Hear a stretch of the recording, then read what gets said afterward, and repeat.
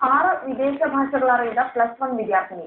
ഇംഗ്ലീഷിൽ കവിതയും നോവലും 400-ലധികം കവിതകൾ എഴുതിയ ഐശ്വര്യ ടി അനീഷ് അമേരിക്കൻ പത്രത്തിലെ കോളമിസ്റ്റ് കൂടിയാണ്.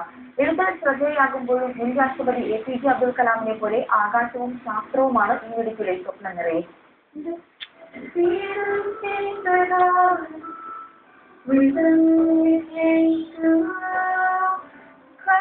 ഗെറ്റ് ഔട്ട് ദി ക്ലാസ് എന്ന വാക്കിന്റെ അർത്ഥമറിയാതെ ക്ലാസിനകത്ത് നിന്ന് അപമാനിതയായ പെൺകുട്ടി ഇന്ന് ഇംഗ്ലീഷ് സാഹിത്യത്തിൽ തന്റേതായ വഴി തീർക്കുകയാണ്.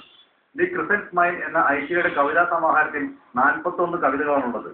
പ്രകൃതിയും സാമൂഹ്യാവസ്ഥയും ഒരുപോലെ പ്രമേയം. തീവ്രവാദത്തിന്റെ ദുരന്തങ്ങൾ വിഷയമാക്കുന്ന കവിത, നോവൽ എന്നിവ അടുത്തു തന്നെ വെളിച്ചം കാണും.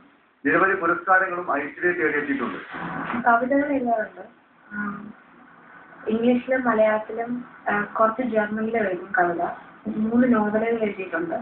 ആദ്യത്തെ നോവൽ 7ാമത്തെ വയസ്സിലായിരുന്നു, ലോസ്റ്റ് ഇൻ ലണ്ടൻ എന്ന് പറഞ്ഞിട്ട്. ഇപ്പോൾ എഴുതുന്നത് ഇത് സൺഡൗൺ എന്ന് പറഞ്ഞൊരു ടെററിസത്തെ ബേസിലാക്കിയിട്ട് എഴുതി.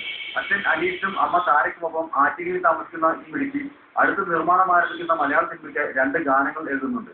ഇതിലൊന്ന് ഇംഗ്ലീഷിലാണ്. അക്ഷരങ്ങളുടെ വഴിയിൽ പൊൻവെളിച്ചം പൊഴിക്കുമ്പോഴും ഐശ്വര്യയുടെ മനസ്സ് ആകാശ കാഴ്ചയിലാണ്. അസ്ട്രോ സയൻസിൽ ബിടെക്കും ബിരുദാനന്തര ബിരുദങ്ങളും, പിന്നെ കൽപ്പന ചൗളയെ പോലെ ബഹിരാകാശ സഞ്ചാരവും.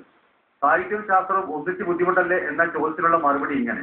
ഡോക്ടർ APJ അബ്ദുൽ കലാം ഒരു വലിയ സയന്റിസ്റ്റാണ്. അദ്ദേഹം എയറോസ്പേസിൽ ഒരുപാട് കാര്യങ്ങൾ ചെയ്യുന്നുണ്ട്. അദ്ദേഹം കവിത എഴുതുന്നുണ്ട്, കഥ എഴുതുന്നുണ്ട്.